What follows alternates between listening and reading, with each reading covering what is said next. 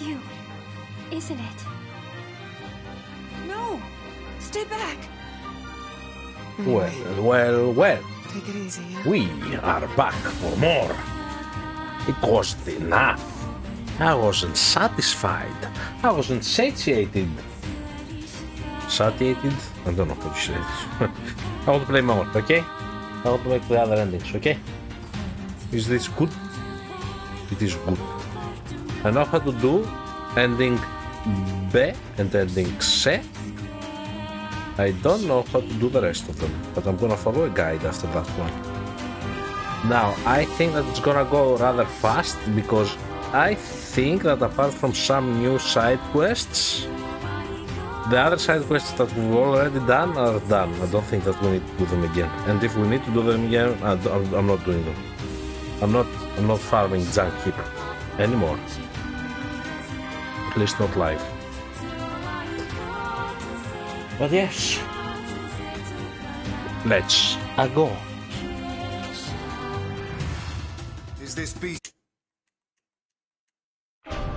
I also learned something very, very interesting about this game, but I'm gonna share it with you when more gather up. Because it's a bit lonely right now. Let's go. So we load up our this save file.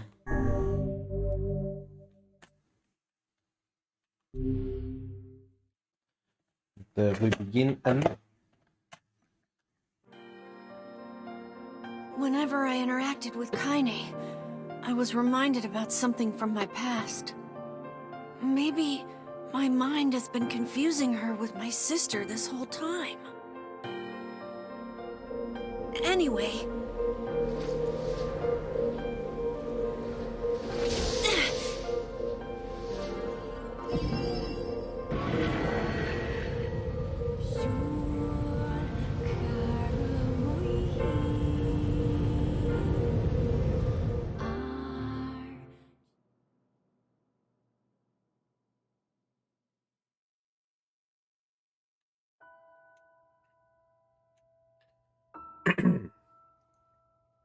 let me get my reading voice ready.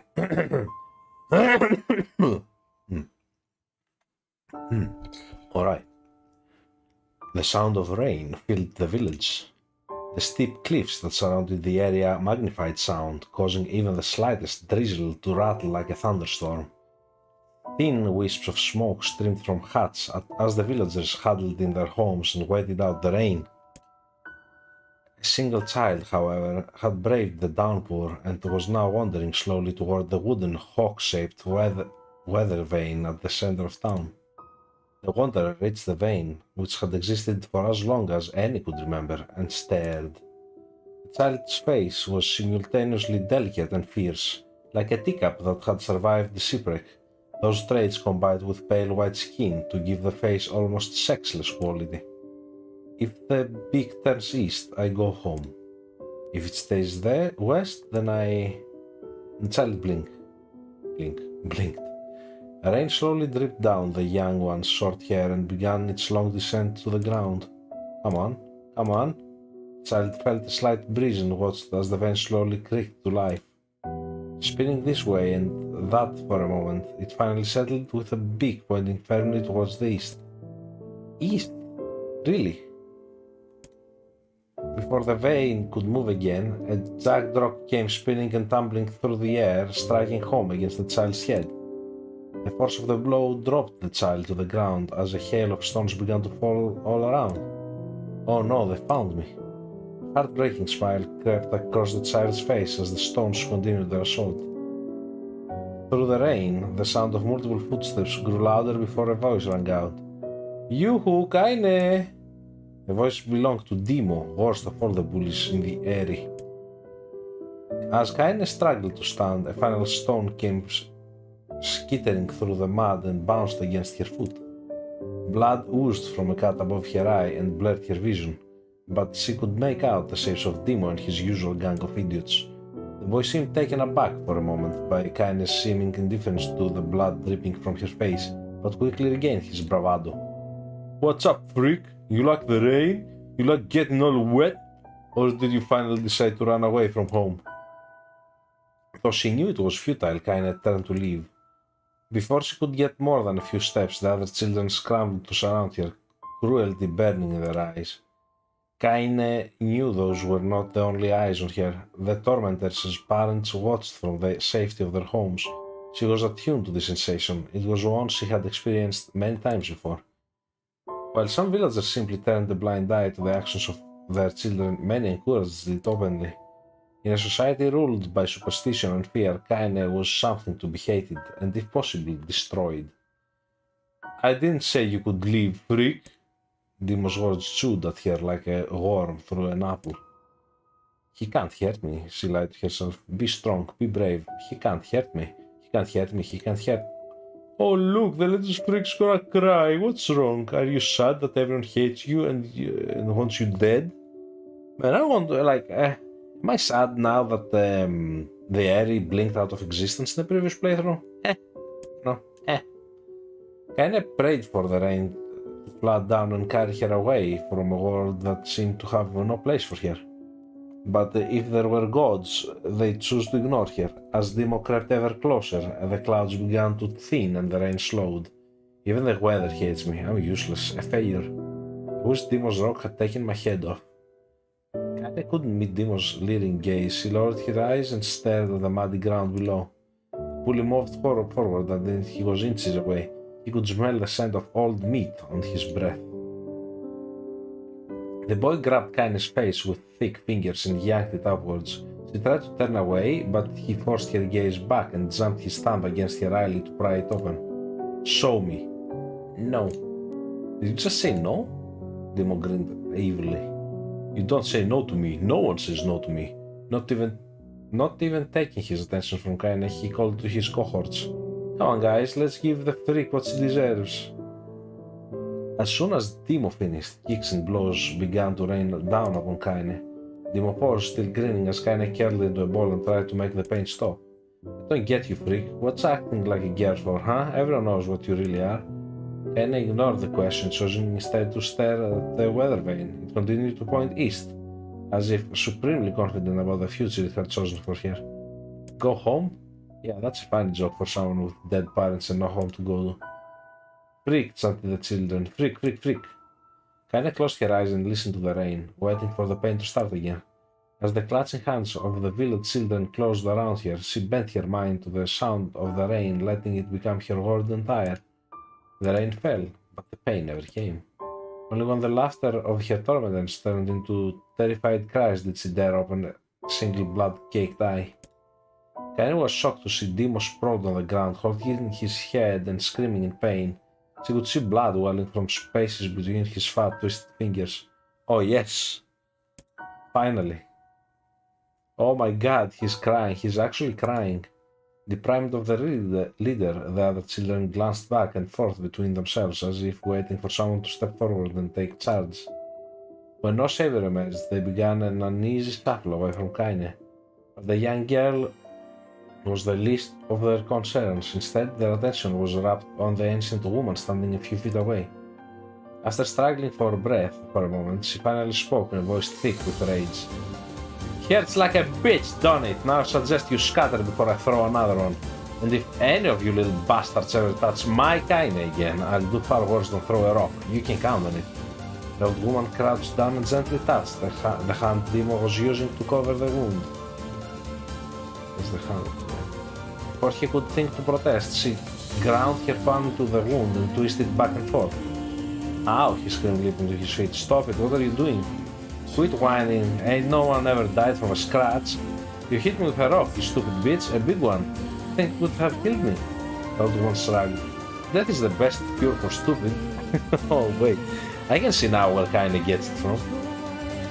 Demo's face twisted with rage at her words. Locking his eyes on Kaine, he took a step backward and spat on the ground. Get out, leave this village. No one wants you here, either of you. Seeing the old woman grab another stone, Demo and his companions turned tail and ran. As they fled, the old woman grabbed her side and barked out a single laugh. Ha! Look at the fat boy go! Yes, he's healthy enough to run from a fight. The woman's smile faded as she turned her attention to Kaine. Kneeling down, she removed her shawl and placed it around the young girl's shoulders, then produced a cloth from the folds of her dress and began blotting the blood on her forehead. "Oh, Kaine," she said, "why didn't you fight back? You're stronger than that lot." The words her grandmother stung Kaine, and she turned away. "Don't be nice to me," she said. "I don't deserve it. Nothing matters anymore." Her tears, held in check for so long, finally began to fall up on the muddy ground below. "Everyone hates me. They think I cause bad things to happen. They think I'm a freak. I wish I was dead." As Kaine's tears turned to sobs, she felt her grandmother's hands on her shoulders. Despite her advanced age and diminutive size, she was a woman of surprising strength, and Kaine found herself unable to turn away. "Don't talk like that, girl. It's a river wide and deep that flows between the realms of this world and the next, and it grants no mercy to any that attempt the crossing. You got a duty to fight. You got a duty to fight until your last breath. Understand?" The old woman tightened her grip and tried to still the tremor in her voice. "You know the pain of losing someone close to you, Kaine. You know because you survived it." As the words hit home, Kaine was struck by the force of her love for the old woman. As a young child, she didn't even know of her grandmother, but when her parents died, the woman quickly accepted her as her own. Grandma, as Kaine called her, was cunning, vulgar, and quick to violence. And their first few years together had not been easy. But with each year that passed, Kaine and her grandmother had grown closer. However, it was only now, sitting in the mud with tears and blood caking her face, that Kaine truly understood the depths of her affection. Here was a woman who had seen hard times, who had seen death, who had fought through all these things and somehow emerged on the other side. If anyone could understand Kaine's pain and loneliness, it was her. "Do I make you sick, Grandma?" "Of course not, don't be an ass."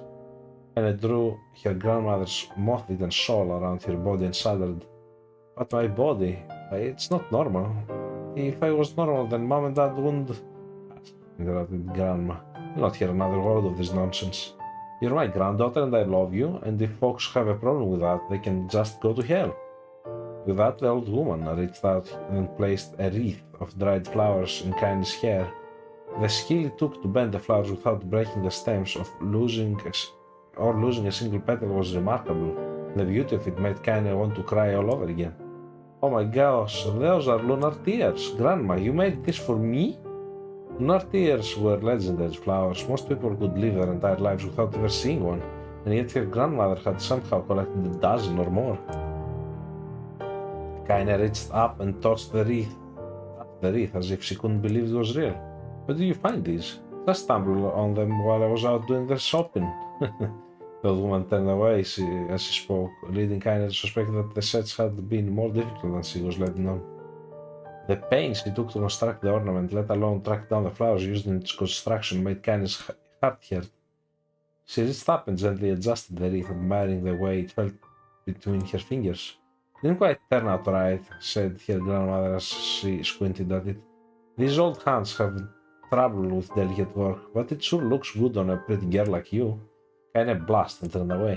"You think I'm pretty? Of course you are. What a fool thing to say." "I think the proper term is foolish, Grandma, but fine."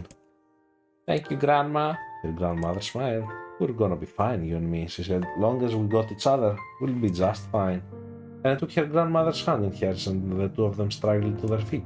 As they began the long walk home, Kaine gripped the hand with all her might, as if trying to stop smoke from drifting away on the wind. The rain had stopped. Kaine stood beneath the weather vane, watching it spin in lazy circles, no longer caring about the direction it faced when it stopped. "I don't need to escape. I have a home now. Grandma loves me, and that's enough, even if it's us against the world." Kaine let her gaze drift up past the vane and into the cloudy sky. The last faint hints of a rainbow were slowly fading. As she turned and headed for home, the light scattered into a million particles and vanished, seemingly taken away on the breeze. Kaine's dreams, daily life, another one.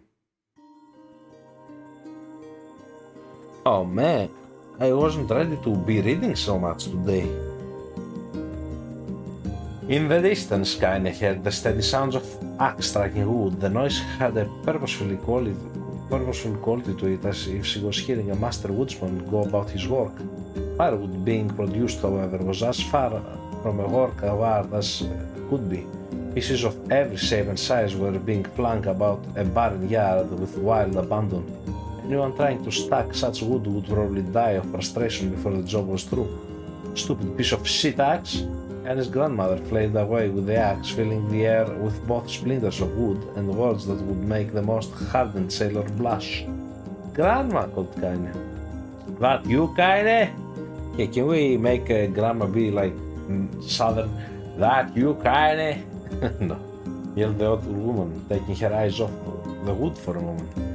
Don't get too close or I might take your goddamn foot off by mistake. She brought the axe down on a piece of wood, sending tips flying in every direction. One span passed kinda close enough for her to hear the whistle, at which point she decided to step back. Once it scuttled to a safe distance, she cupped her hands around her mouth and shouted, "Grandma, do you need help? I can get you water or lunch or a new axe or something." The axe, poised to strike another wobbly blow, paused in mid-air. The old woman considered her granddaughter's offer for a moment and then smiled. "Tell you what, since I'm doing such a piss-poor job of chopping, why don't you come here and take over so I can go get the water? Kids have been restless lately and I don't want you running into one of them bastards." Relinquishing the axe, her grandmother picked up a long pole with wooden buckets on either end. Gathering water was by far the more difficult of the two jobs, but Kaine knew better than to complain. Once Grandma's mind was set, there was no changing it. Anna did her best to help with chores, but Grandma took every task that required travel to the village.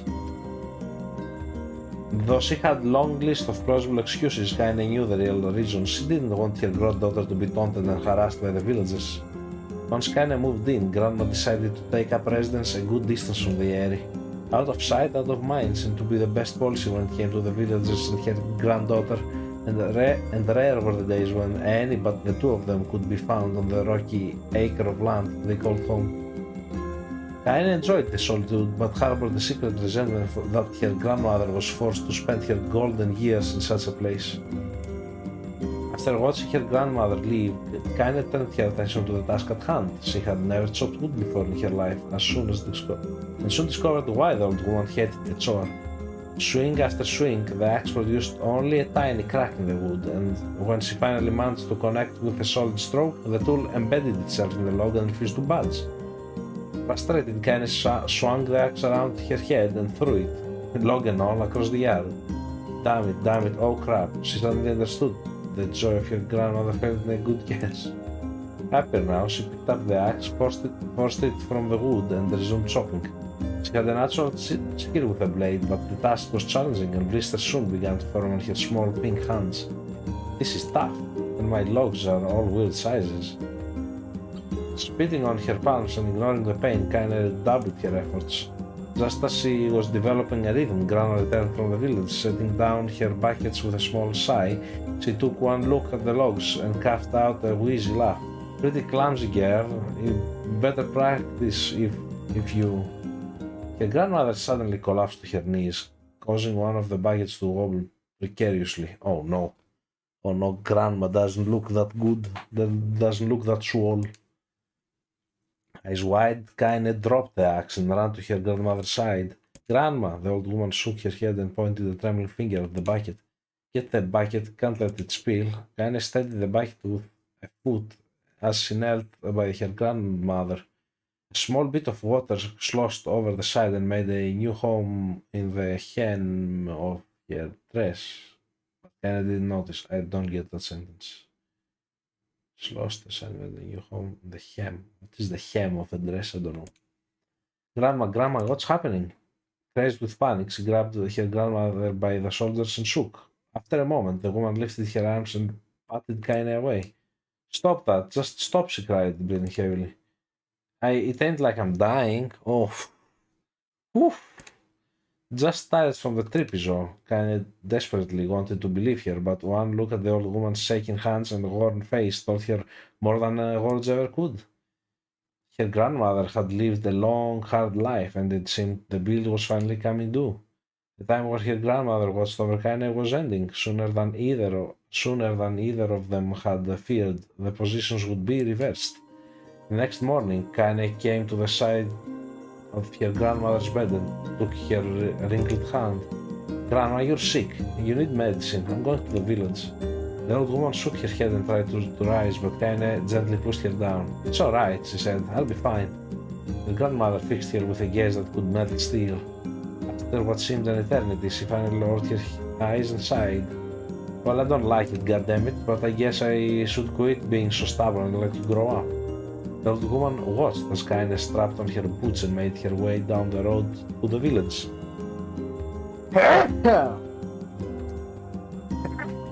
Excuse me.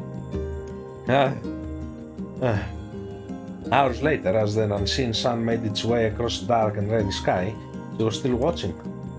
Kaine moved at a brisk pace, checking her pockets every few minutes to make sure the money her grandmother gave her was still there. Every noise caused her to spin on her heels, making sure she wasn't being stalked by a Shade, or worse, Demo and his gang. But she encountered neither tormentors nor Shades, and Kaine finally found herself at the entrance to the village. A few adults she could see glanced sideways at her and then muttered to each other behind raised hands before slinking away into the shadows. Her heart racing, Kaine took a series of rapid solo breaths and tried to calm herself. I have to prove myself, I have to help Grandma, I have to be strong. She chanted those words to herself over and over as she slowly made her way. Finally, her eyes settled on a rotund older woman who was angrily waving her arms in the air and telling anyone who would listen exactly what she thought of Kaine's presence. Ooh. Hey lady, said Kaine with a bravado she did not feel. Where's the apothecary? Yeah, Kaine. Yeah, go Kaine. Oh man, one second, my microphone's about to fall.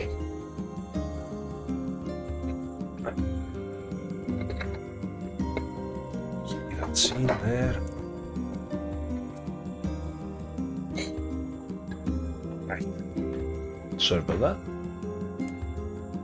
The woman's flabby cheeks shook in bewildered anger. How dare this thing speak to me, they seemed to say, but Kaine saw that her eyes held a different emotion, fear. Yeah, we're both scared, lady, trust me on this one. Which way? Kaine repeated. The woman pointed at a small building to her right before hitching up her dress and stumbling off in the other direction. Kaine cringed, expecting a stone to come flying from the assembled crowd, but none came. Her mind was filled with a strange sense of pride as she made her way back to the apothecary. The new emotion had little time to take root, for as soon as she opened the door, she noticed a familiar customer at the counter. It was Demo. He'd clearly been sent here on some kind of family errand because his gang of followers was nowhere to be found. Oh my god, he sputtered. I mean, what are you doing here, freak? The insult was delivered without force, and Kaine happily ignored it. Stretching on tiptoes to see over the counter, she asked the shopkeeper for the medication. Fuck Demo, that old bitch finally keel over? Go to hell, Demo. The boy's eyes grew so wide they seemed ready to fall out of his head. But before he could let fly a comeback or horse a punch, the apothecary told them to knock it off before he kicked them out of the store. Yeah, man, that's apothecaries for you, man. Demo slunk out of the shop, catching Kaine under his breath. Once he was gone, she allowed herself to breathe once more, taking a brief tour of the shop while the owner prepared her medication. Countless tiny bottles filled with cramped storage, each with a label written in some indecipherable language. Notion of aromas assaulted her nose, creating a scent that was exotic but not altogether unpleasant. Seeing such a variety of supplies gave Kaine a sense of peace. Surely, in a world so vast, there would be a place she could call home. That's a strange parallel to draw. On the far wall behind the counter rested a portrait of stunning young girl. The picture had once contained bright, vibrant colors, but time had worked its cruel magic and they were beginning to fade. The beauty of the work, however, remained undiminished. You like the picture? Kaine turned to find the apothecary with a small vial of medicine in his hand. His eyes were gentle but sad, and they seemed to stare through her into nothing as he spoke. That's my daughter. I sketched it when she was just a little girl. She's been dead. Oh jeez, she's been dead for a long time now. Kaine didn't know how to respond. She just stared at the portrait and tried to come up with the right words. Pictures are wonderful things when in the shop here. They let one's closest to you live on forever. He shook his head slightly, then looked down at Kaine and smiled, handing her the medicine. He reached into his sizable green apron and produced a handful of old wax crayons. You should have these. There's no one left that I wish to draw. Kaine took an instinctive step back, causing the shopkeeper's face to darken. Yes, I've heard the rumors about you, he said. It's a small village, and the world travels quickly. Between you and me, I'm not sure which one of them to believe, but I also don't think they matter much. I know your grandmother, Kali, and I think the way she was driven out of this town is quite deplorable. Grandma's name is Kali? Thought Kaine suddenly. Oh, jeez. I mean, yeah, Kaine, what the hell? She was still mulling this new fact over in her mind as she reached out and gently took the crayons from the apothecary's hands. Grandmother's an old friend of mine, he said as Kaine scooted away again, and I owe her very much. I wager she would like it if you drew a picture of her. Yes, I think she would like that very much. Kaine murmured a quiet agreement, but inside her heart was bursting. Never before had the villagers treated her with anything but complete contempt. It was a tiny, almost imperceptible step, but it was a step nonetheless, and with enough tiny steps, she might one day discover the rest of the world. Is this only going to be text? Yeah. Don't know, man, to be honest. Probably not, but it gives us a bit of background for Kaine, the undressed girl. When Kaine returned home, she found her grandmother asleep in her bed. Her feet were blackened and raw, even bleeding a bit in places, leading Kaine to think that she had been pacing around the room until exhaustion finally caught up with her. She placed the medicine by her grandmother's pillow and turned to leave, but found the old woman's hand clasped around her arm. Back already, are you? Asked the grandmother with a yawn. Come here, let me have a look at you. Grandma sat up and examined Kaine from head to toe. Finally satisfied that nothing terrible had befallen her grandchild, she leaned back and allowed herself to relax. Well, how was it? Those bastards give you any trouble? It was kinda fun, said Kaine with a small smile. No, seriously, it was. Fun, eh? Asked the grandmother in a voice which implied she believed anything but.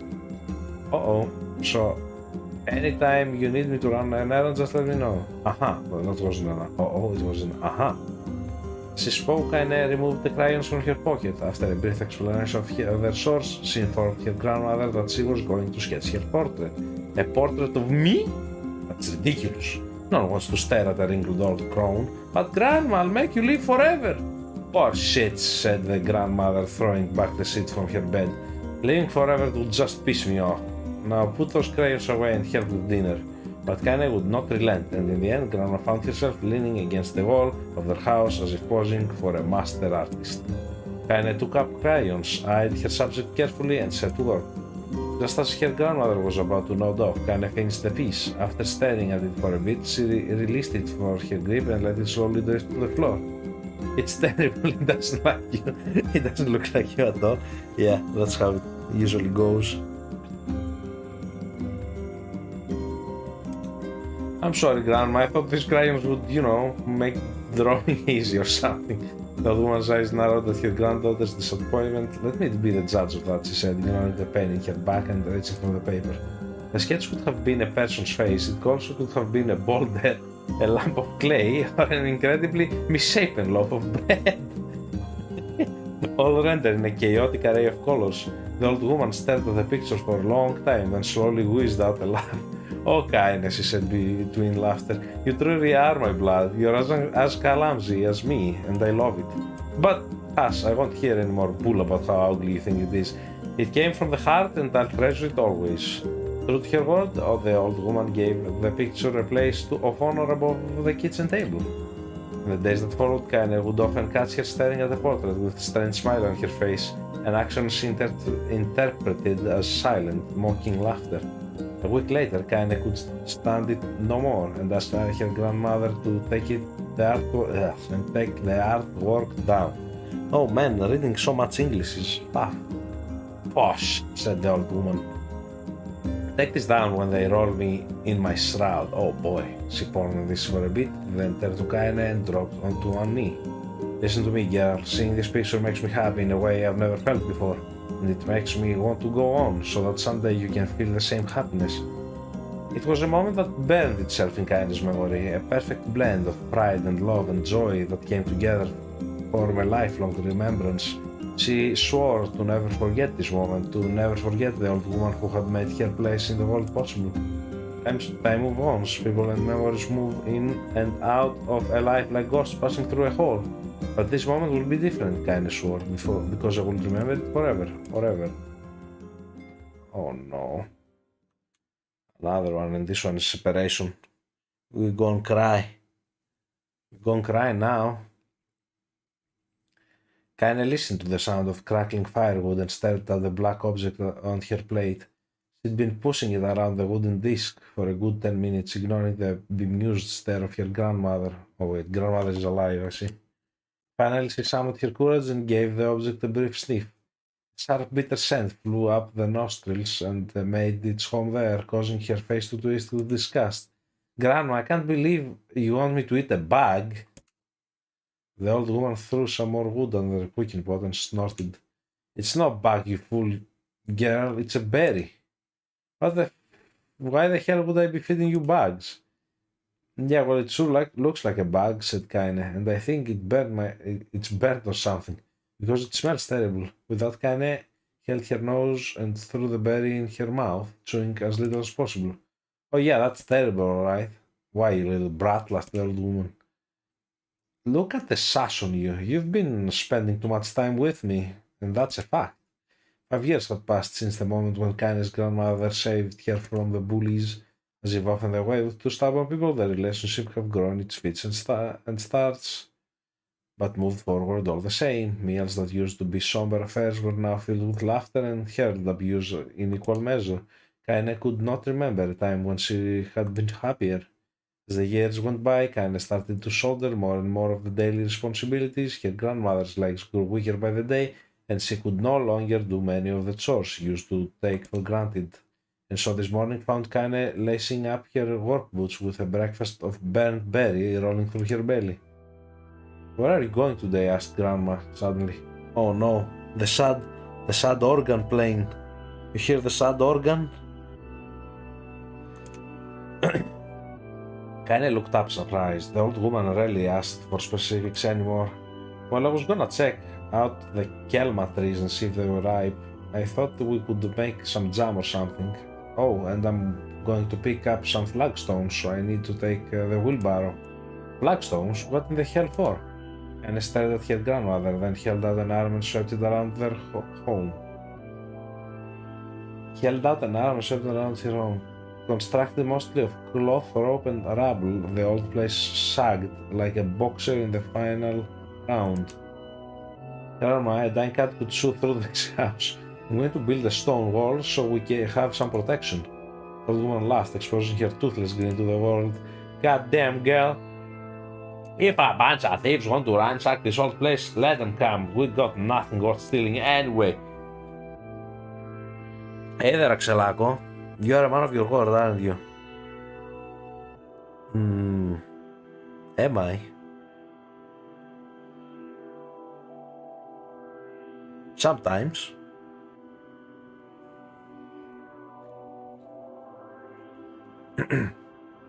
Not worried about thieves. I'm worried about Sage. People saw one west of the village yesterday. The old one tilted her head and stared at her granddaughter.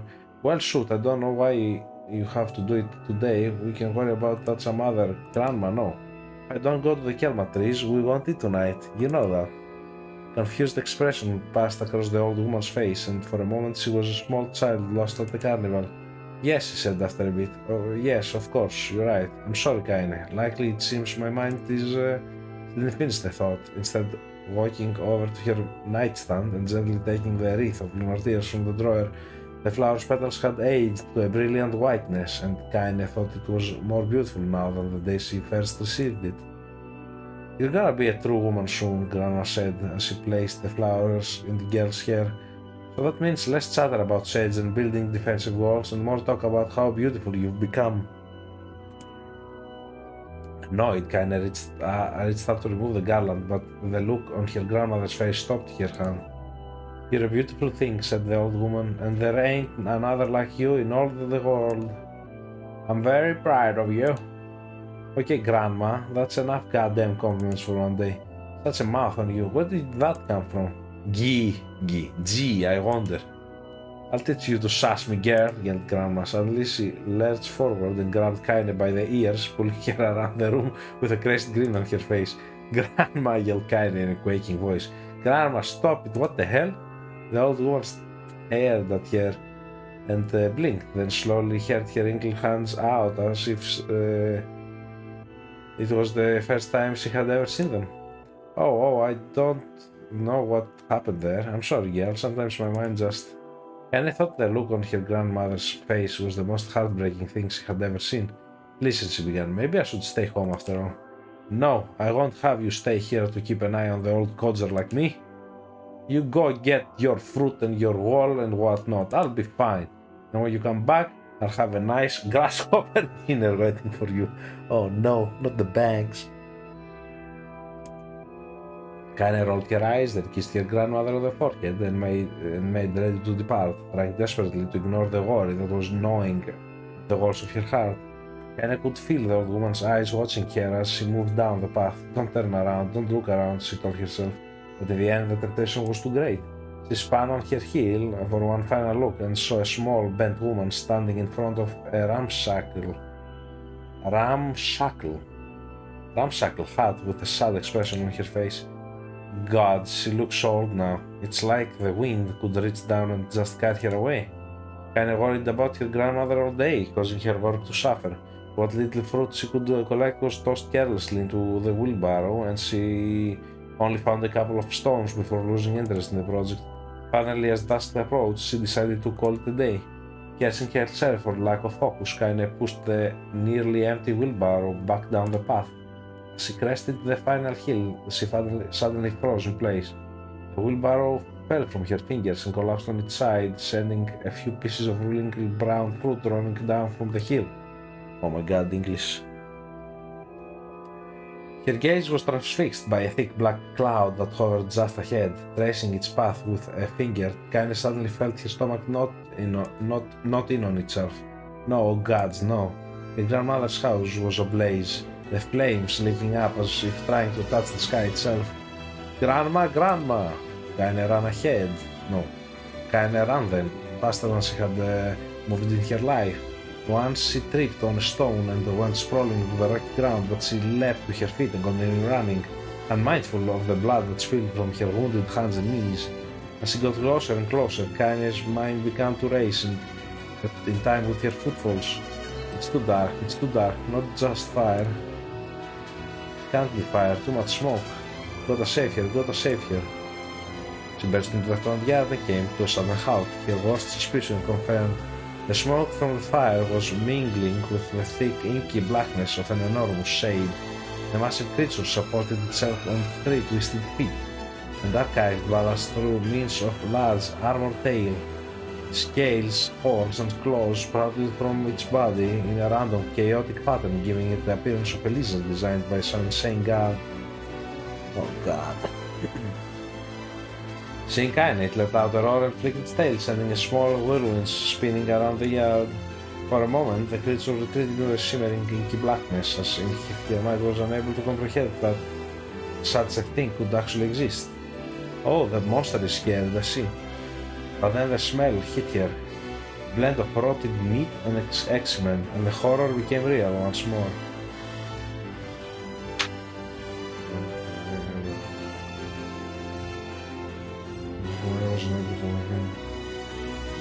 Oh, Herman was okay. The creature bellowed again, and this time Kaine responded with a scream of her own. Alright, you bastard. I will give you a homework bonbon. Yeah, man? She thought that her scream echoed the high sound. It's you or me, let's go. The shade eyed Kaine, renewed interest. Then it began looking from her to her house and back again, as if urging her to look at the destruction it had so gleefully wrought. Okay. The smell of flames, I suppose. Have some study that I should have done yesterday. to do now?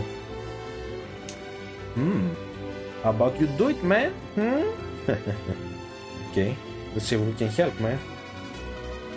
With dread building in her heart, Kaine glanced towards the house.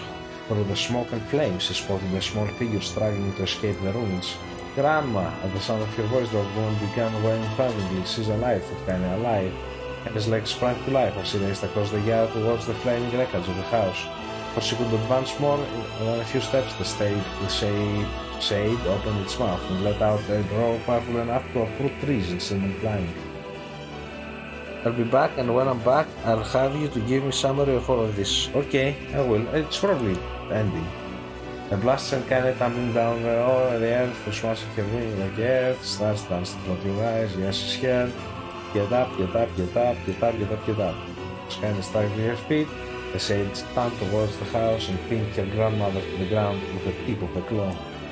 The old woman struggled to move the claw from her stomach, but she might well have been pushing a mountain. She coughed briefly, sending a small spray of blood into the air, then collapsed to the ground, her energy spent.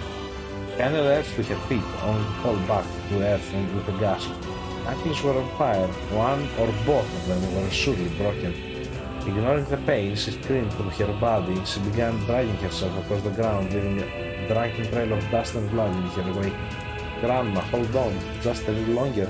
The grandma's face was turning blue, her eyes rolling back until only the whites were exposed. Oh, it's cold. Kaine pulled herself across the ground with maddening slowness, the distance seeming to increase with every second that passed. The shade glanced between the two women and flicked out its tongue, its giant mouth turning up at the corners. Short, panting breaths belched from somewhere deep inside its core. Bastard, laughing at us. I had no idea how such a mindless creature could experience emotion, but there it could be no doubt that the shade was taking a joy in their suffering. Yeah, I see your plan. The shade moved its claw slightly, allowing Grandma to breathe again. Then it was clearly keeping her alive, only to snuff out her life when Kaine was close enough to touch her. I wanna kill this bastard. Summoning all her strength, Kaine rose to her feet. There was a sickening snap from her right ankle. As the foot twisted backwards, but she forced it from her mind and began to hobble toward the monster. Pulling a small knife from the pouch on her waist, she leapt on the foot that pinned her grandmother and plunged the weapon deep. Give her back, she screamed. Give her back to me. It was like stabbing a rock. After a few swipes, the knife broke at the hilt with a dull snap. The shade panted laughter again, then raised its tail and sent it rushing through the air towards the young girl that was latched to its foot. Kaine never had a chance. The tail struck her square in the chest and sent her crashing into the burning wreckage of the home.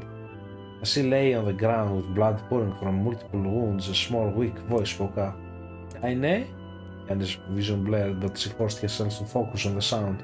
Finally, her eyes cleared enough for her to make out her grandmother's hands reaching out to her through the smoke. Grandma? Kaine, you gotta run. You can't best this one. Kaine grabbed the hands and held on with all her strength. Grandma, come on, we have to go. The old woman coughed loudly, one of her hands, slick with blood, slipped from Kaine's grasp and thumped to the ground below. Grandma, no! I said run, goddammit, you have to leave. You have to get through. The thought would stay forever unfinished. Before she could say another word, the shade's clawed foot descended, smashing through the remains of the roof and down upon the shattered figure of the old woman. Blood oozed from gaps in the creature's toes as the terrible putrid smell assaulted Kaine's nose once more. She stared at the foot, dumbfounded, convinced that what she was seeing could not possibly be real. When the creature finally lifted its appendage, all that remained underneath was a twisted, unrecognizable mass of rubble and red. Her grandmother was gone. Kaine blinked, trying to feel the hands which had been hers just a moment before. For a fleeting moment, she could remember the warmth of that embrace, the trembling of the fingers, but then the sensation drifted away on the breeze and was gone. Memories flashed through Kaine's mind, one after the other, faster and faster, until they became a meaningless jungle of noise. Kaine screamed, and then a thunderous sound that echoed off the cliffs and seemed to roll away forever. The shade eased forward, a black ichor pouring from its mouth and dissolving into smoke on the ground below. The earth shook with every step as it crept towards its prey. Kaine's body... Man, how long is that? Kaine's body slowly rose, as if controlled by a mad puppet master. Her arms and legs were bent at impossible angles, her head lolled dangerously to the side, yet somehow she managed to stand. Staring at the shade, her eyes began to glow with a deep, red fire. The creature, so confident just moments before, took a slow, hesitant step backward, trying to discern if this broken human could possibly pose a threat. Kaine seized the moment. Laughing like a madwoman, she leapt into the air and plunged the shattered hilt of her knife deep into the leg of the shade. The shade shook Kaine off like a fly, sending her crashing to the earth once again. Her chest rose and fell slowly, as if a great weight were resting on it. Moist sounds of pain echoed through her mind. Something warm and thick oozed from her ears. Is this blood? I think it is. I think I'm bleeding to death. No, can't die, Grandma told me to live. Deep inside Kaine's mind, something finally broke. The sound, the pain, the smoke, the flames, and all of it faded away, until all that remained was a single incantation repeated over and over again. Kill it, kill it, kill it. Okay, yeah. Kill it now. As the spark that was Kaine now began to flicker and die, she felt her desire to kill and her desire to live blend into one. The distance between heartbeats grew longer and longer and longer. Oh God, finally!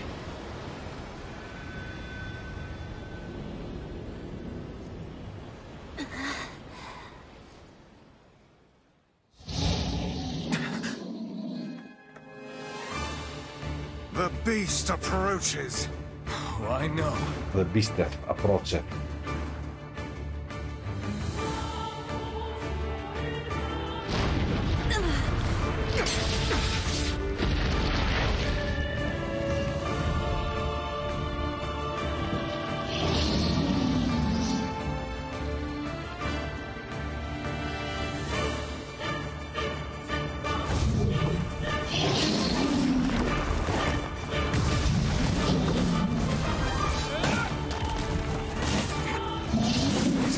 This creature must have.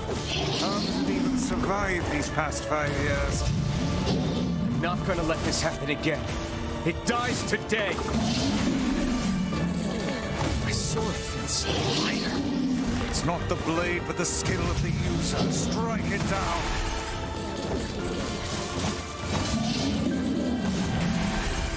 I should actually see my items. I think I have everything, right?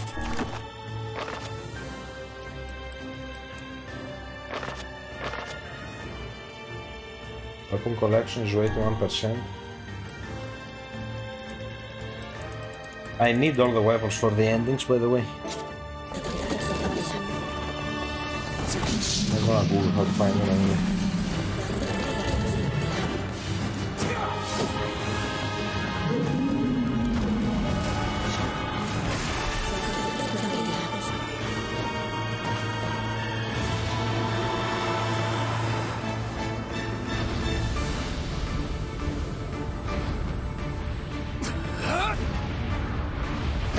So yeah, I learned something very interesting.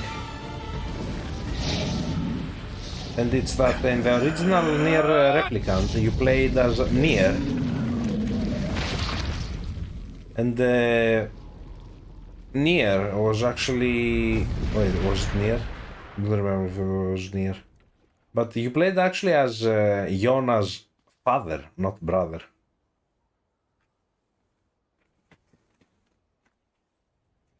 I wonder why they changed it. Don't tell me, don't drink, no, no! Fuck. Oh man. Okay, I'm gonna go fast on this gently, quickly, softly. The Shade sure the tormentor was dead.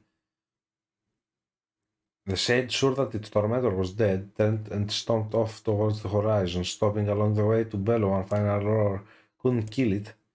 Famed beyond imagining, Kaine tried to turn her head to the side, but only succeeded in coughing up a huge gut of blood. It was getting difficult to see, and only after a moment of fierce concentration did she realize that her left eye was gone. Laughing to herself, she turned her remaining eye to the ruins of her home and noticed the ragged stump of arm resting a few feet away. Yeah, that's mine, she thought with a mad giggle. This is gonna make clubbing a real bitch. Ah, cried a sudden voice from the depths of her mind. Finally gonna die, are ya? Well, you had it coming. Go to hell, Demo, she thought of the unseen assailant. Go to hell before I pluck out your eyes and feed them to a dog. The voice of her childhood terror evaporated into smoke, only to be replaced by another, more recent voice. Hold still, said the apothecary, materializing from the ruins like a ghost. I want to draw you. That way you can live forever. No, stop, don't want to live forever. I want to die right here. I see, he said quietly. Well, if that's what you want. The spectral shopkeeper fluttered in and out of existence for a moment, then produced a piece of paper and sketched quickly. After a few seconds, he turned the page to Kaine and smiled. Since you rejected my offer, I decided to draw someone else. It was a picture of your grandmother, real as life. Kaine opened her mouth to thank the man, but stopped as the picture began to blacken in the middle. Before she could say anything, dozens of multi-legged insects began to swarm around the image, staring at it pincers. Stop nodding at this picture. Kaine reached out, went around. The insects fell. Yeah, insects died in the smokes. Lit Kaine turned her good eye back to the picture, opened her mouth and a sudden scream. The sketch now showed in grandmother as she truly was, a smashed and recognizable lamp of nothing. She smiled, then broke into a jolly dance. See that? Perfect now. She looks just like you. Ha ha ha ha ha. I look like that. Oh god, I'm gonna die. I'm gonna die. Drowning in despair, Kaine laid her back in the mud and smoke. She ruined her. Just before, yeah. And you got a wish, sunshine? The voice was vulgar and fierce at the same time, as if insanity had somehow found a way to take form. Kaine wanted to scream as the voice crawled under her skin, but her lungs refused to work. You know a wish, like a prayer or something? Why don't you get to your knees and start praying to heaven? Please, invisible one in the sky, save me, save me. Ha ha ha. Kaine finally resorted to shouting at the voice with her mind. I don't make wishes, they don't come true for me. I'm a curse, a freak. I should be left to die. Her voice boomed in her ears. Bwahahaha, oh god, you're the best. Kaine glanced down and saw a black, shiny substance oozing from her legs. She tried to brush it away, but her remaining arm would no longer respond. The substance slowly crept around her feet and then began moving up toward the rest of her body. Is this death? Is this what it's like? Or is my mind just losing itself? Oh, so Root B is pretty much an audiobook in it. Yeah, this is an audiobook now. The rest might be happening, she was still alive, and this was real. Come on, said the voice, let it go. Kaine tried to ignore the voice and concentrate on the pain. Ignore me, sunshine, you're ready to give up, ready to die, so why not let me have it? Have what? Your body. Come on, give it to me. Give it to me. I wanna stand on the ground, feel the rain, taste the wind. The voice paused as if licking its lips. When it resumed, it was filled with mud and unabated joy. I wanna take your hands and use them to choke the goddamn lot out of people. I wanna tear out their throats and bathe in the blood just like before. In response, Kaine shifted her head and vomited. The warmth of it crept down her front and mingled with the pain, the enraging black ooze. Ugh. Do you say it? Yeah, maybe. What of it? Slime at her face, crept past her nose, and slowly oozed in the socket of her missing eye. The moment it touched her brain, Kaine was struck with the most powerful sensation she'd ever felt in her life. It was ecstasy. She wanted to scream with delight, but all she could manage was a small whispered moan. Feels good, don't it? Said the voice with a chuckle. Yeah, what can I say? I know how to please the ladies. Oh no. Give the body. Okay, grew long and thick, eventually form missing arm. Okay. The slime turned to her arm and eye. Passed away. Stop, she whispered, knowing how she would again her voice stop. He hesitated as we considered the request, then quickly simmered down her body before disappearing in a cloud of smoke. Oh, what the hell, sunshine, screamed the voice. We had the deal. I thought you wanted to die. You almost said you can't die yet. A brief image of her grandmother, bloody and broken, flashed before her eyes. Okay. Her whole body was quaking with rage. She opened her eyes again, they burn bright red. The thing took my grandmother. I have to kill it before I die. And I glanced down and saw a mysterious pattern. The pattern of the sage burned itself into her left arm. Well, I'll be damned, said the voice cheerfully. Look at that, Sunshine. I think you and me are gonna be good friends now. Stared, blah blah blah, emotions felt, blah blah. The arm was clearly will of its own now. Stop, could I stop? Holding her left arm with the right, blah blah. Come on, fight it. Burn, burn. Blood, shut up, get out, yeah.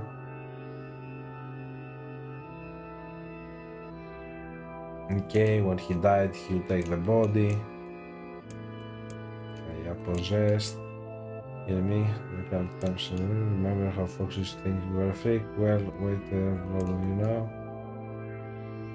I looked up, here see her eyes, the sky so small, somehow darker.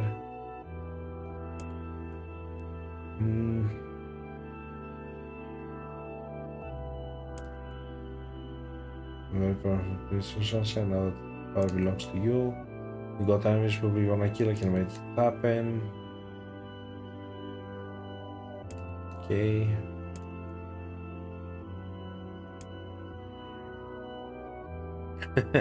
I think I'm some kind of racist. Goddamn, okay, okay. But you and me, sometimes together. Look, I'll even take care of the bloody part if you don't want. Fuck off, asshole, motherfucker. I'll handle the killing. Okay, look at you go. Oh, Sunshine, we're gonna have so much fun. So listen, my name is Tyran. And if you ever need me, just be hanging out in this piece of meat you call a heart. Oh, jeez.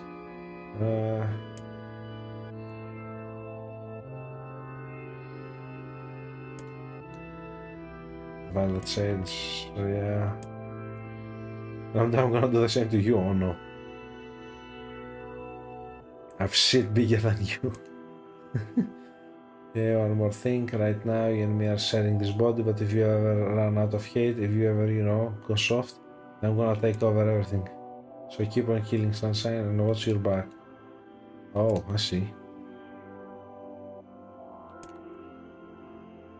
Rose goes gone, well, left arm around a few times, it feels perfectly normal, she thought. She didn't want it to feel normal, okay. Not to say them kinda. There's the wrath of the river of tears. Those petals was bright, okay. There's not to wear this anymore. I'm possessed, corrupt, the freak, and this time I don't think there's any going back. Holding the flowers to her heart, kinda fell to the ground and sobbed. The arrows the daily rise, she remained in the position, okay.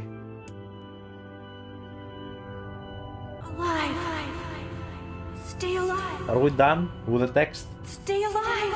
I'm gonna pass through the next one. Kaine, you gotta live! You gotta come back to us!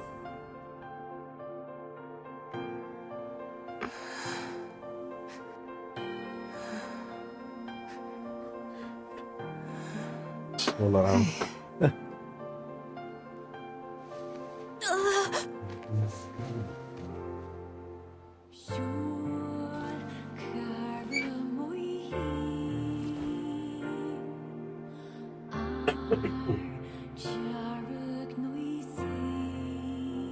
Nier. Emil, you were the one calling me, weren't you?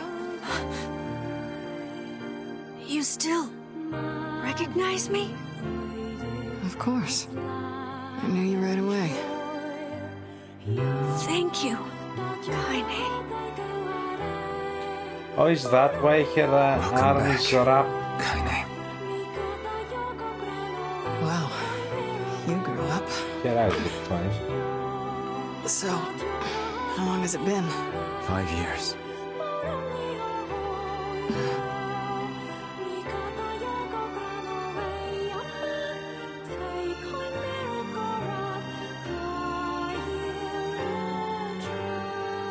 Oh jeez, I thought I was gonna read the thing again. That's a long time. Any luck with Yona? We are still no closer to finding her. By the way, Is that a lunar tear? it's not as good as your grandmother's, but I tried. No, it's great.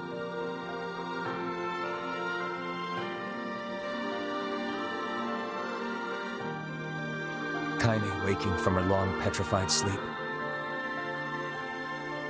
Emil's unflagging kindness. Our reunion was a happy one, and we let it wash over us like rain. In the rain, That no one is, can see you cry. Until Devila and Popola had to go and ruin it all.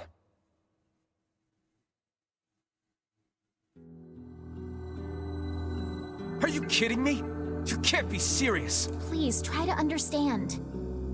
People are tired and scared, and This is crap. It's weak. No Yeah, one I've seen but you that. and Kaine saved. People are as long. I'm used. But We'll see you later. sorry about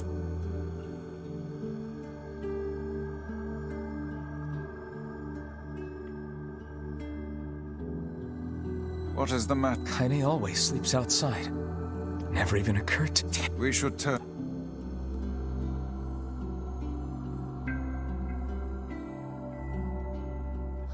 I didn't get much sleep that night. For the first time in my life, I hated Devila. For the first time in my life, I doubted Popola. But those feelings are pointless in the end. They said and did what they did for the sake of the village. To protect it from the horror of the Shades.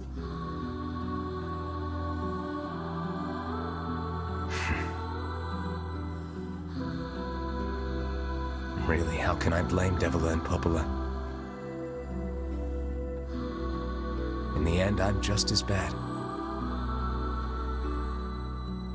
Because I never once stopped to think about Kaine and Emil's situation myself.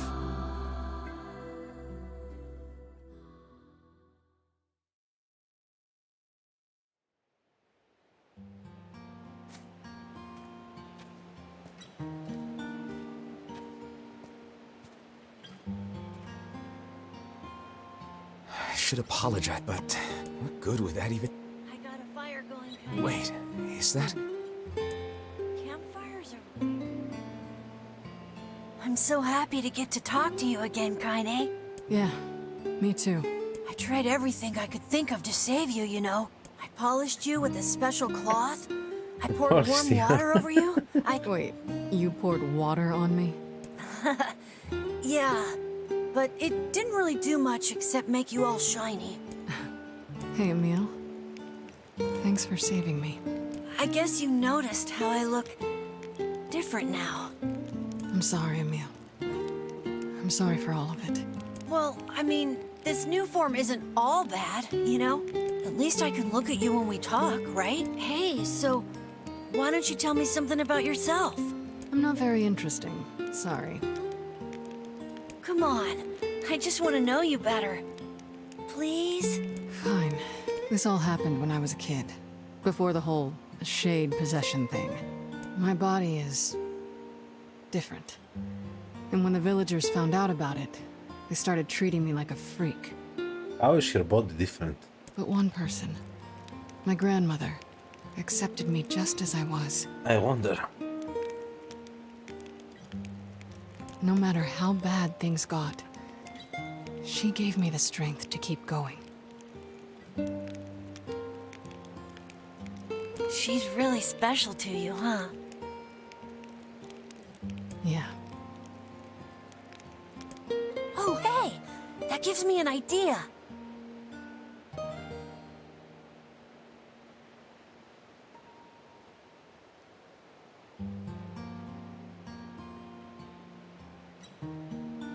Since we cured your petrification, we should start looking for a way to cure your possession in my body. I know we can do it if we all work together.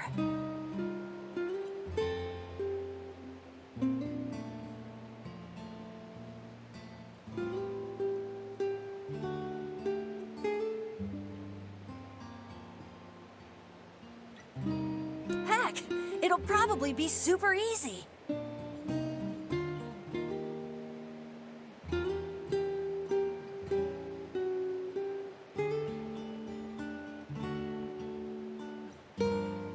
Let me guess.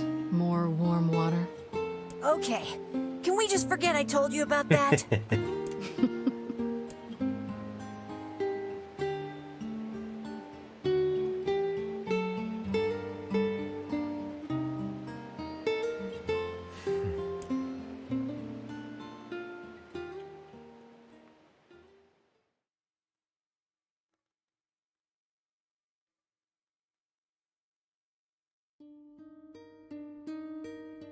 Sleep well?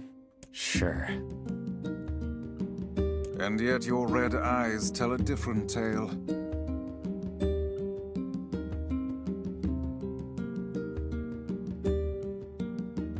Don't be so hard on yourself, lad.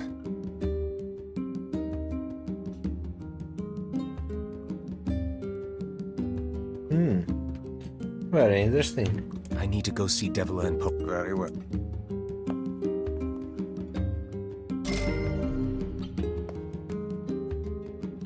What might that? It's Mom's diary. I've not heard you speak much. She got the black scrawl and died when I was little. My apology. It's all right. This is the only thing I have left. Reading it helps remind me of when we were still...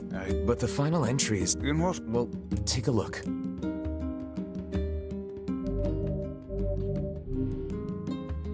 I'm not reading another text. Say there, can you not hear me?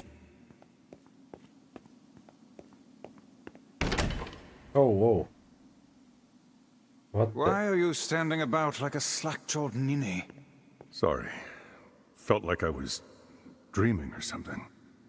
Sleeping on one's feet is quite the talent indeed. What the hell? Come now, there's the door. Right. Let's go.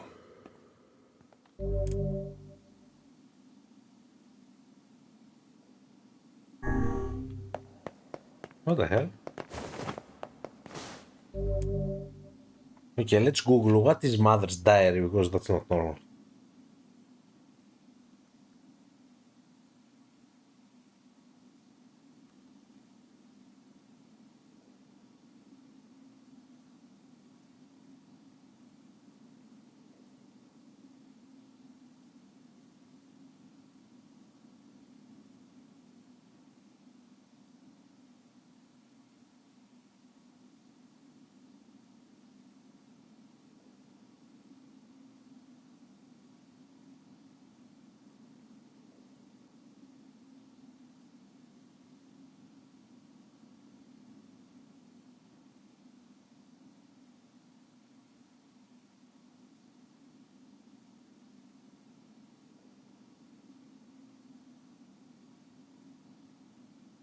Okay, so I actually need to do this.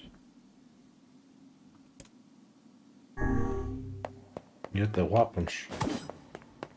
So this is actually Nier. I think his name is Nier, I don't remember.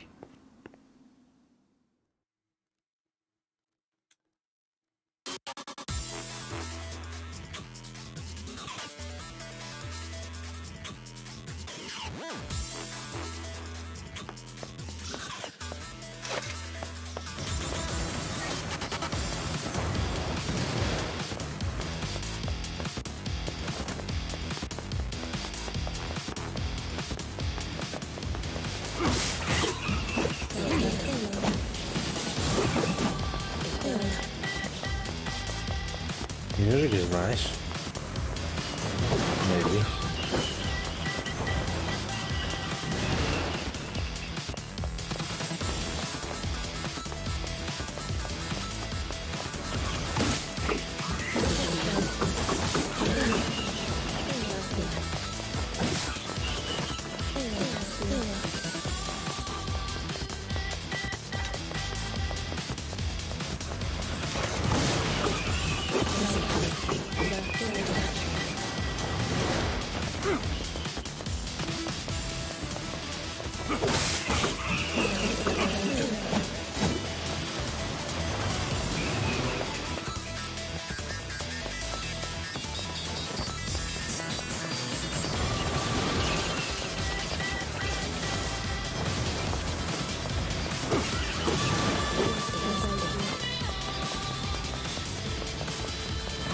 That's a mill station actually.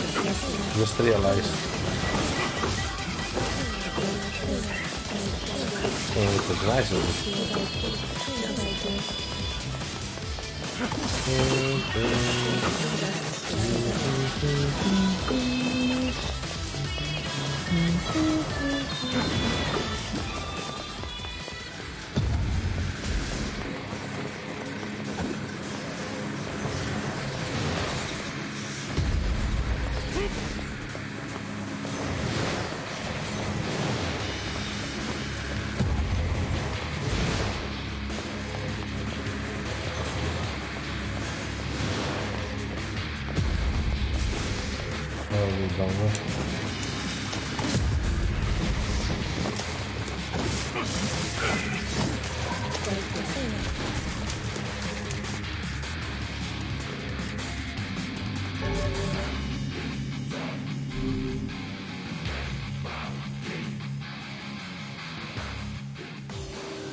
Was testing a book with false truth.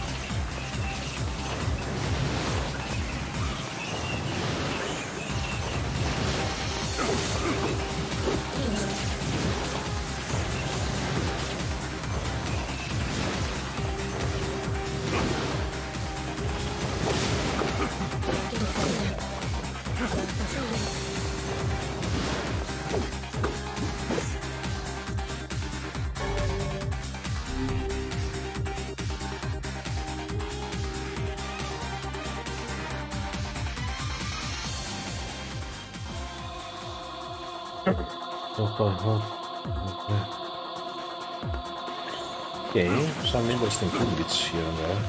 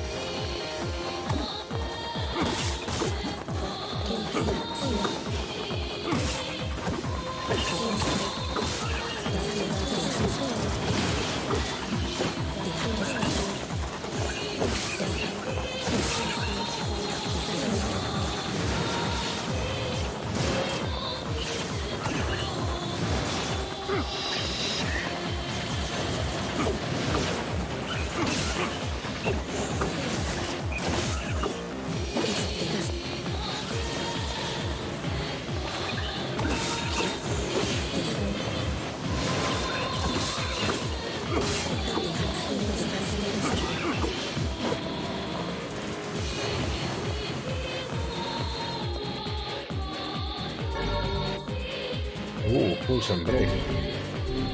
Yeah, gives weapons and as you do it.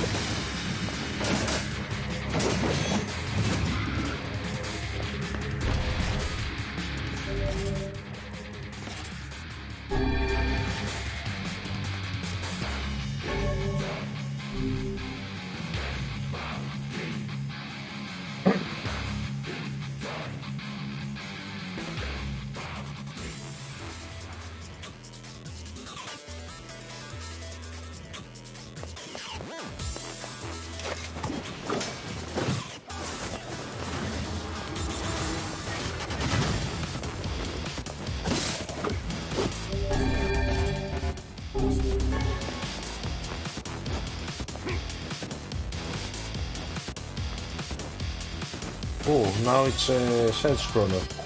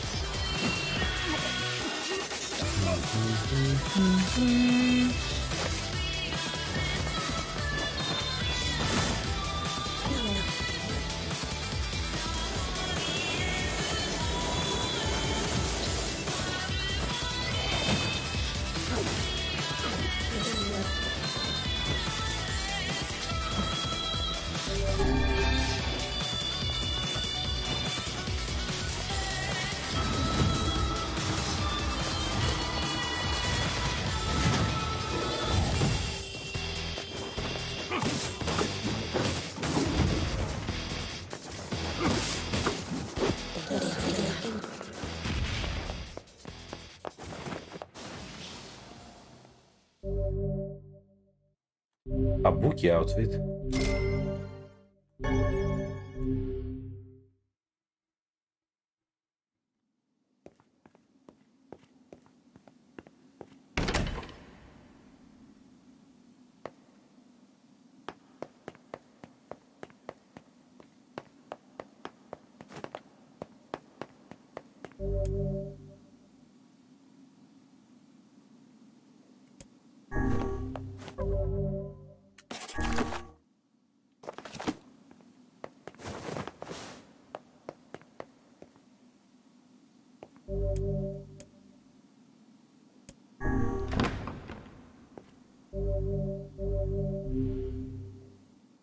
Yeah, that was a bit weird, wasn't it?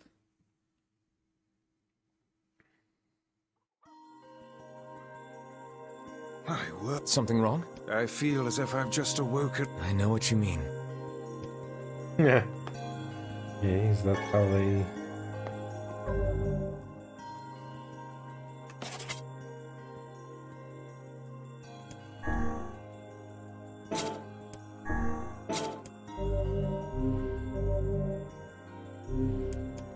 Not auto battle. There was somehow a way to change outfits, but I don't know how.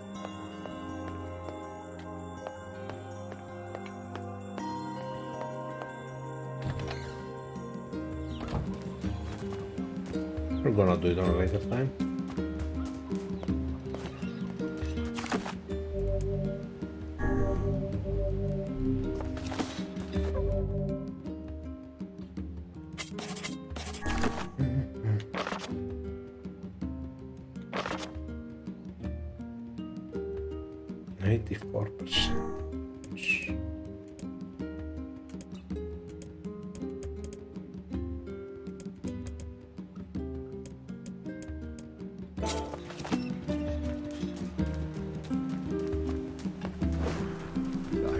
The next card, fatal. Hey, Oh, I kinda thought you'd... I understand you're doing this for the village. Pretty much, yeah. But look, I'm headed... Oh, yeah? sorry about yesterday. You don't need to apologize. Let Emil and Kaine know that we're... All right. I wish I could save them as well in the end.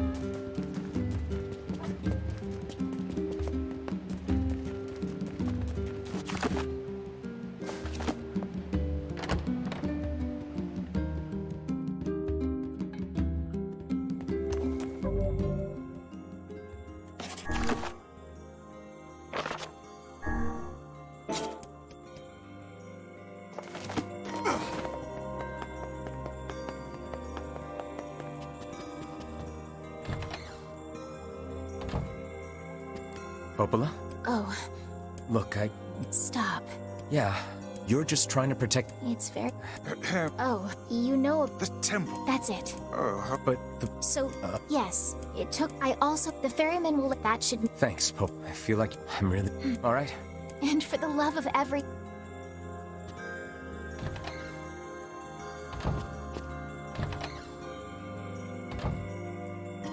And for the...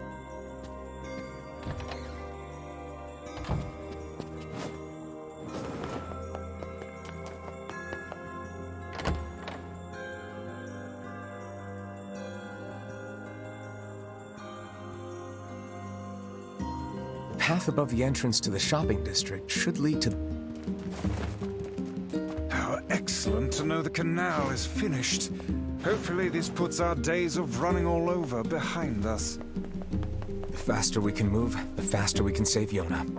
Let's use it as often as we need.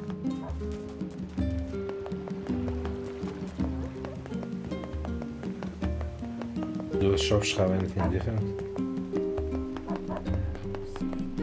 She still has quests for me. Also, what the fuck? I thought I was gonna play as Kaine. Which job should I give you first? Oh shit, no. Come back. Which job should I give... Come back. I mean, it's good that they gave an NPC that gave you quests because I don't know where they are.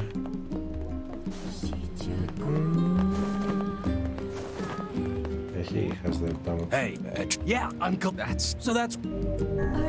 Sure, One could... Old. Welcome. He has nothing. Flex.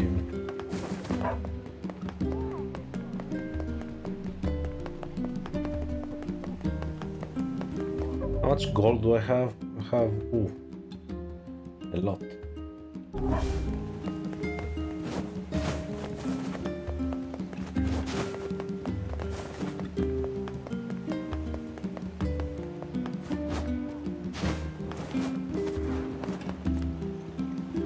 Hey! Hey. Apparently. Oh, yeah. Thank Annie.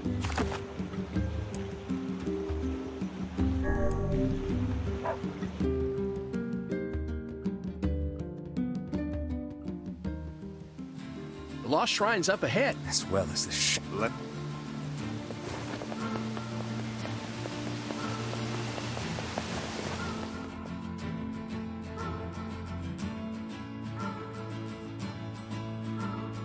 So according from the previous games, yes, everything's connected.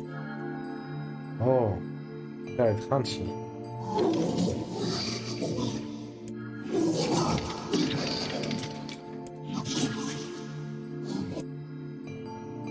Oh, I see. It's like Nier Automata where you see the... yeah, I know.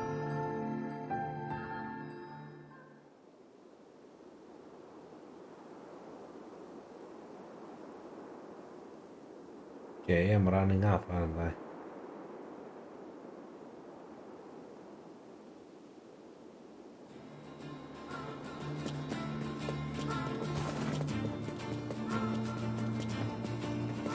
When I'm gonna play as Kaine, what the hell?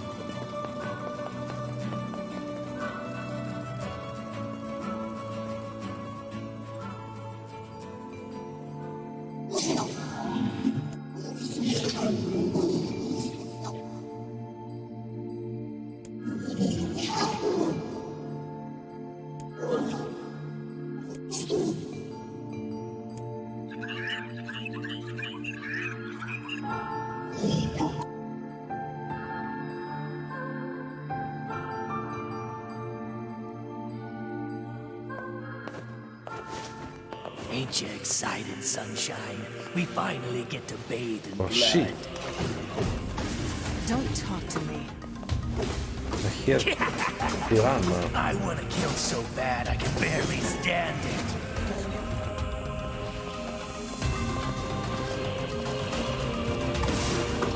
I can hear piranha, but I'm not playing as Skynet. Fuck.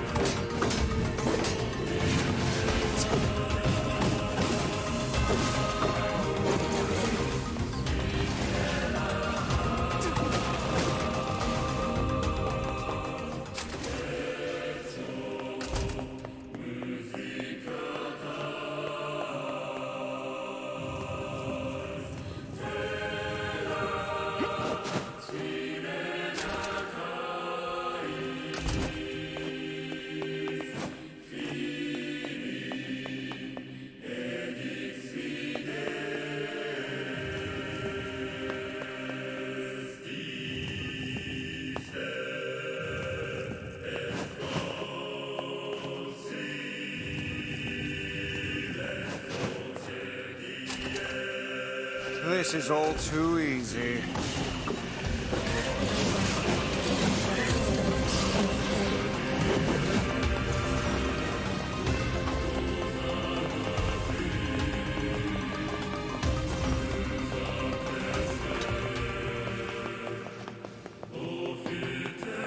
Just go up from here, right?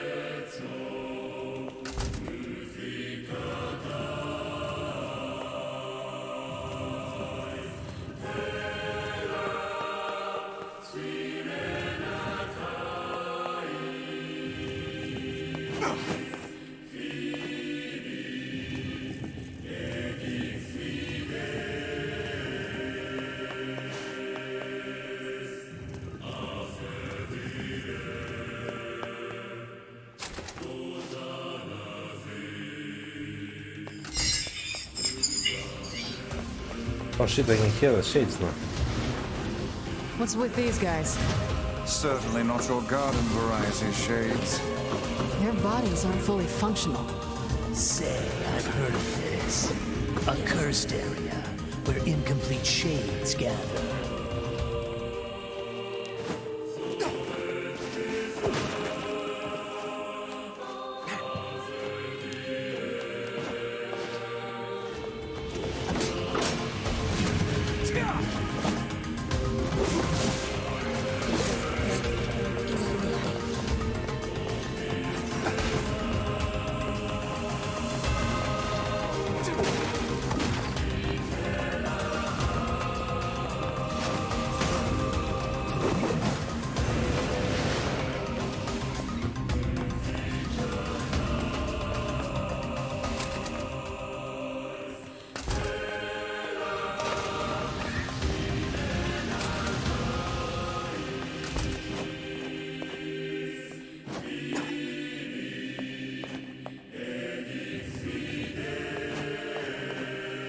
The voices.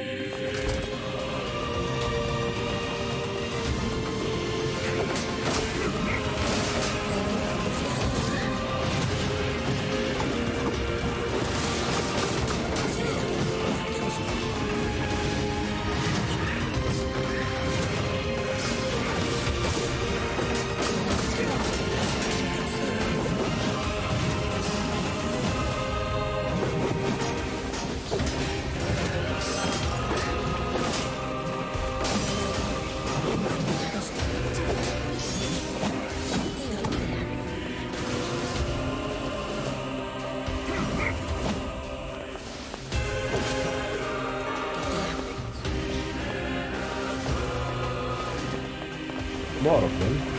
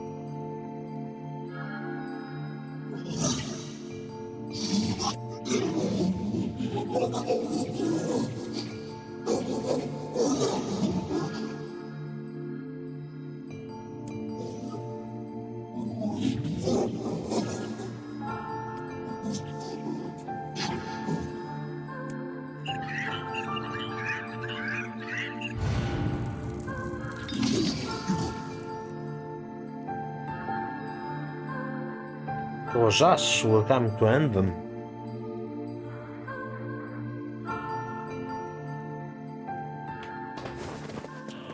Kaine, Emil, look, from now on, I'm going to sleep outside with you. Why? I can't accept that you aren't allowed in the village. It's stupid. So you're staging a protest? Fun! Don't waste your time. But it just feels wrong. Well, that's really nice of you, but you still don't have to stay out here with us. Emil. You got a super important mission. You can't sleep out in the rain. What if you catch a cold? Besides, I like camping with Kaine. Sometimes we sit around the fire and tell stories, or roast... Emil, that's enough.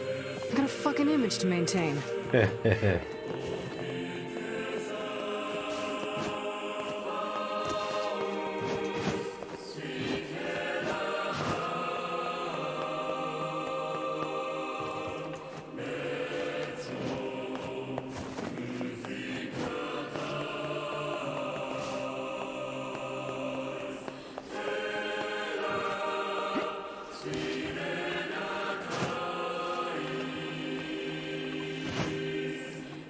The fuck is going on here?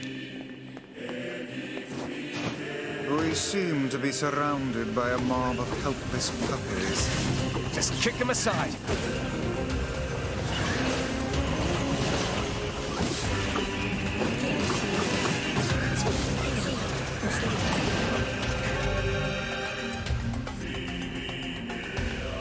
I have only 50% of the words. Jesus, how many words there?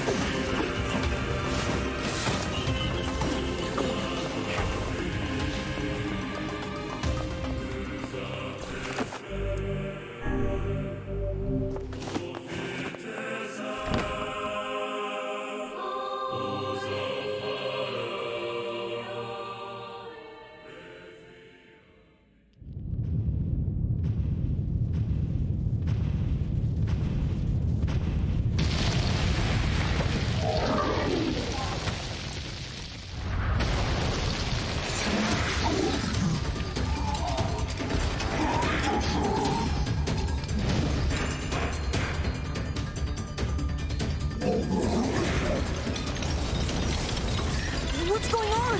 There's dozens of them!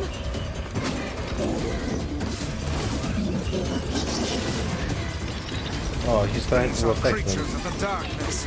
Lure them to the light. Pathetic to the end, I see. Aim for that statue. It's the leader. Oh. He understands us when we don't understand him.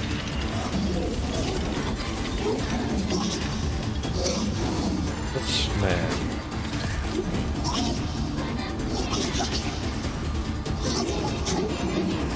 We're having a friend zone now. Oh, you're funny. I'm gonna start crying here.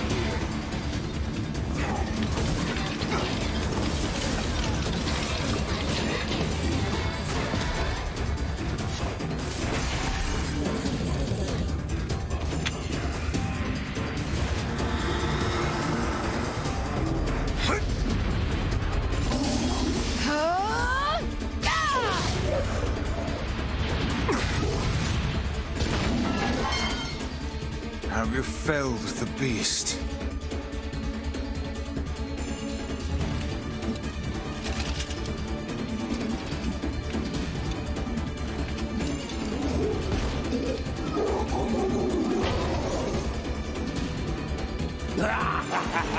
This is one stubborn son of a bitch.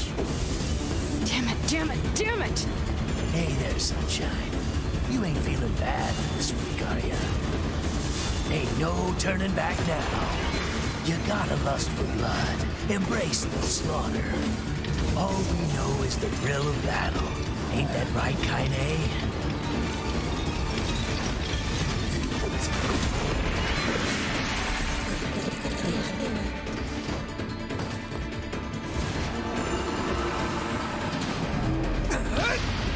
Ah yeah, this is the place where, yeah, that happens. Kaine!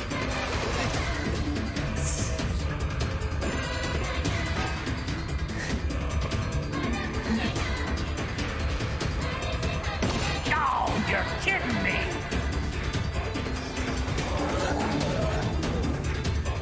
Kaine!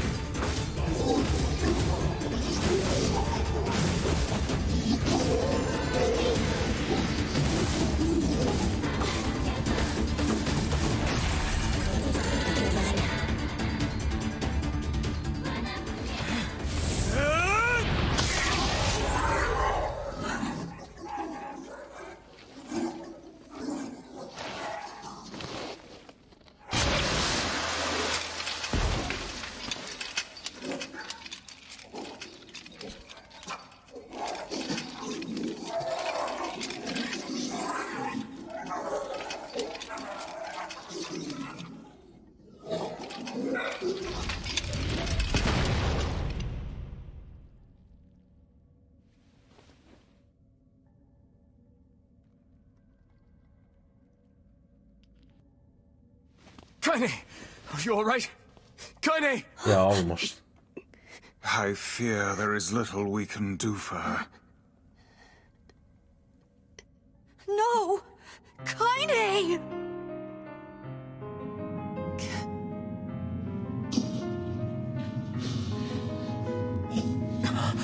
What is happening? It's all over for you, sunshine. Kaine! Kaine! Oh, so she did die there.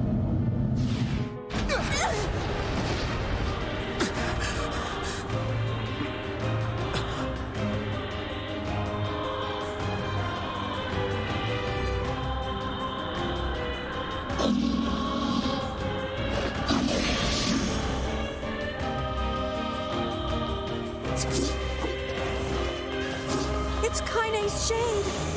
We've no other choice. We must strike it down. Kaine! Come back!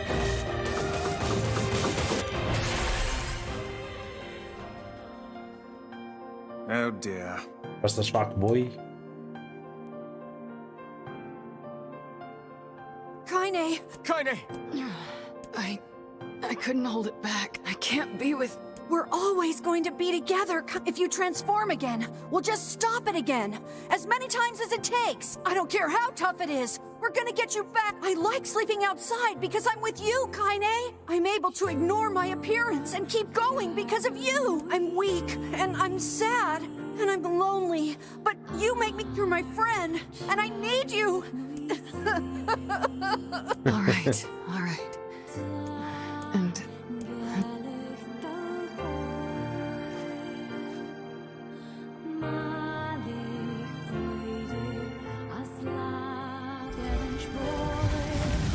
Over there.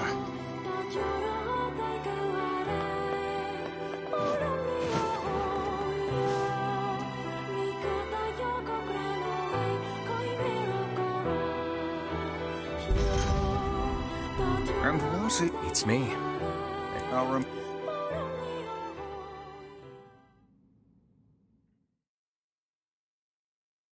It's a cipher. Can you just... I think this is the key to unlock. Here, take a look at this.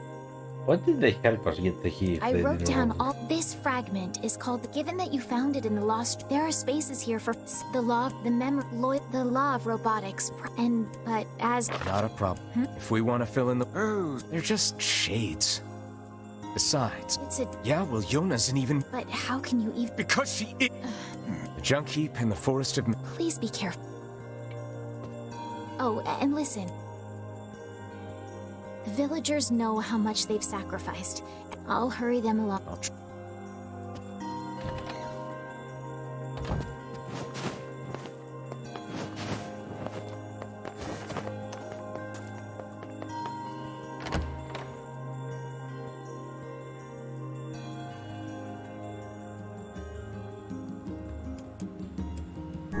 Popola said we might be able to find a... perhaps we can find a clue.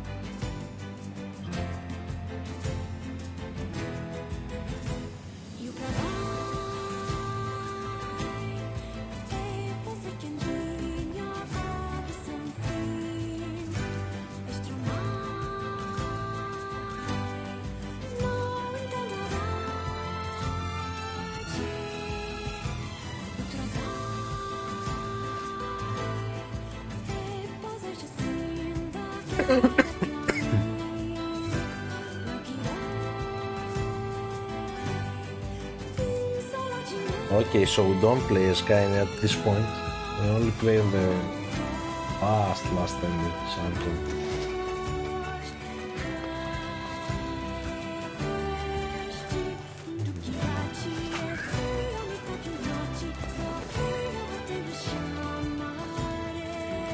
I bet that now that we have done most of the quests we want to do, it's gonna be faster. A lot faster.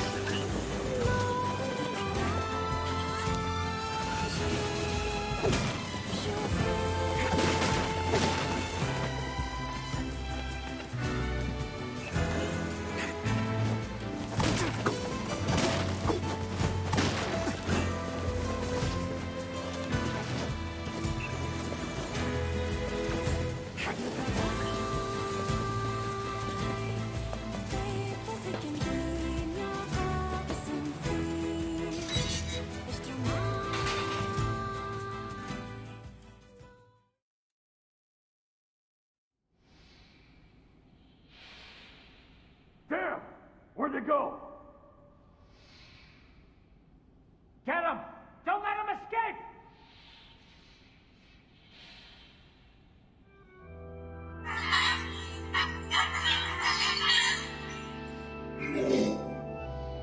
I see something over there! Oh jeez.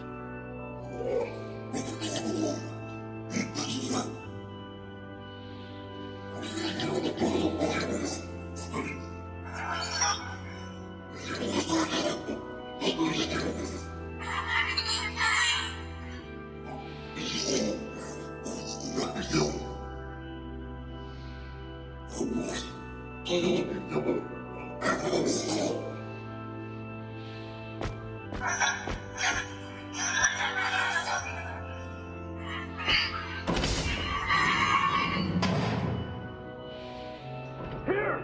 They're in here!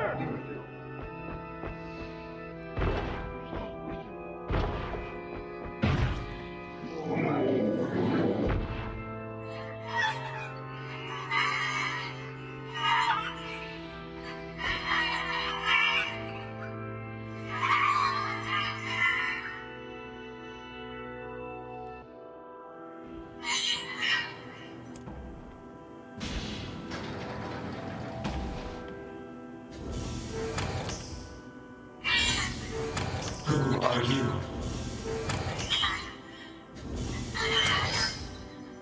Military defense robot, P-33. You are an intruder. You must be eliminated. Error. There is something leaking from your eyes. Oh, that's super sad. What is crying? Who is Mom? My creator is also dead. He perished hundreds of years ago. 874 years, 10 months, 14 days, 4 hours. I am incapable of being lonely. You will die. Why will they kill you? I will not permit the humans to kill Khalil. Military defense robot P-33 will protect you. P-33 is charged with defense. P-33 will Oh no, we're gonna kill Khalil and BP the robot. Oh no.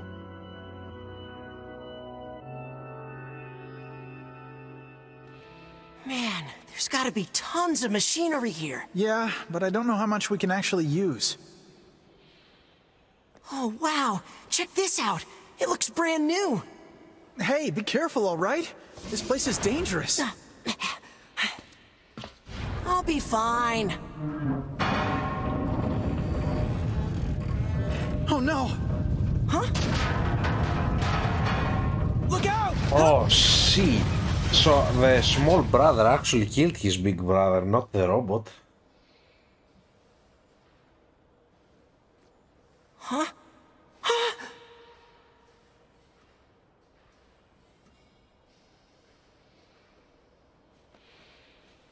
Jacob?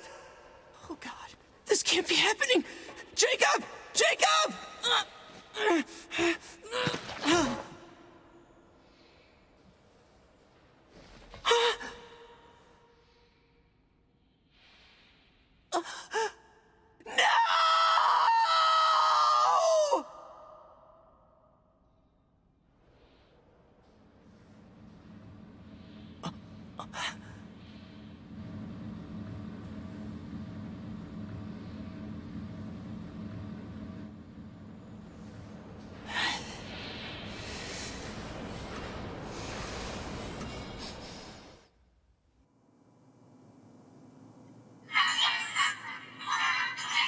The noise of the intruders caused the structure to fail. They should have proceeded with more caution. One intruder has perished.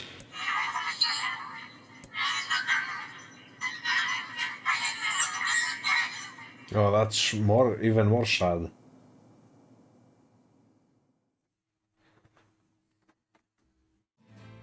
The junk heap.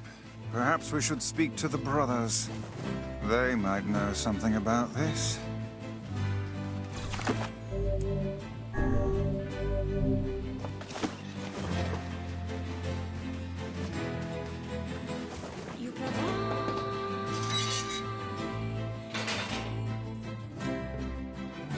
Oh, hey there. You're the little one, aren't you? How fares your brother? My brother's been dead for... Oh, It's okay.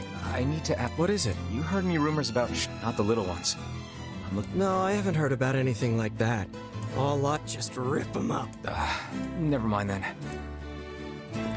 Wait! yes. I recently got my hands on... I thought you might get... Don't we already have... These things happen the second time around. Fourth wall breaking. Yeah, it's pretty. I can repair anything. If you'll fix it, I'll... I'm gonna need some. Only the real big enemies on the second. Also, here's the passcode. You got... I'm gonna need some. Only the real big enemy. You got... By the way, what can I help you with?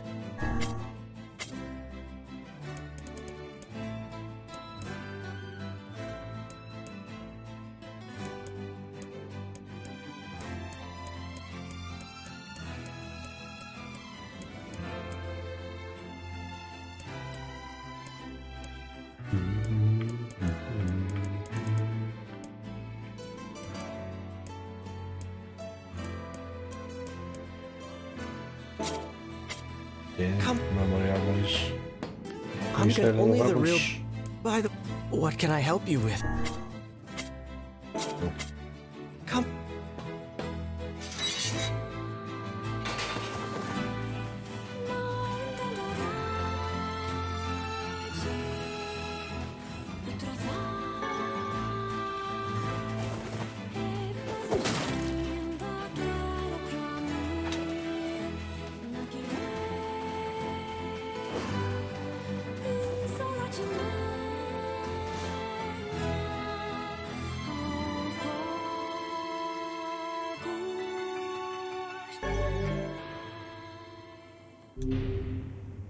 It's a shame about the old lad. He was but a child. Sounds like you went into a dangerous area for the sake of the business.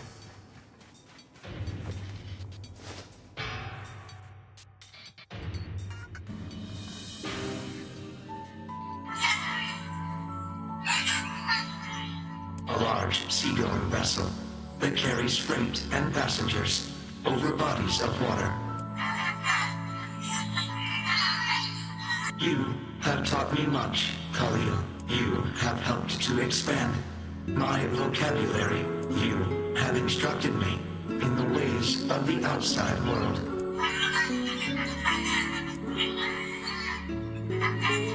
Because we are friends.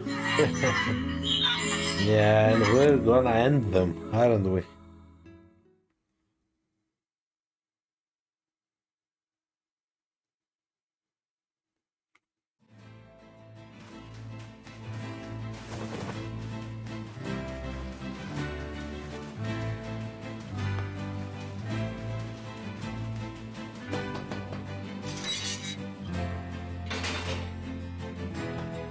That's some pretty impressive stuff. I'll start upgrading, and since you did me a favor... Well, this is gonna take a little... No sense in you... That would be... His appears with... Popola said we might... You will forgive me if I see... This is going to be very fast, actually.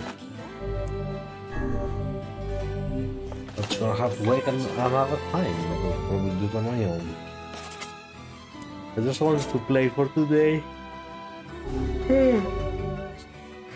I also thought I would play as kind of, but I guess I was mistaken. But yes, anyway, I'm gonna go now.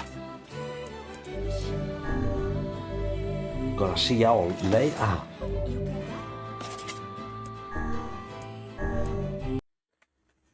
Goodbye, peeps. And good night.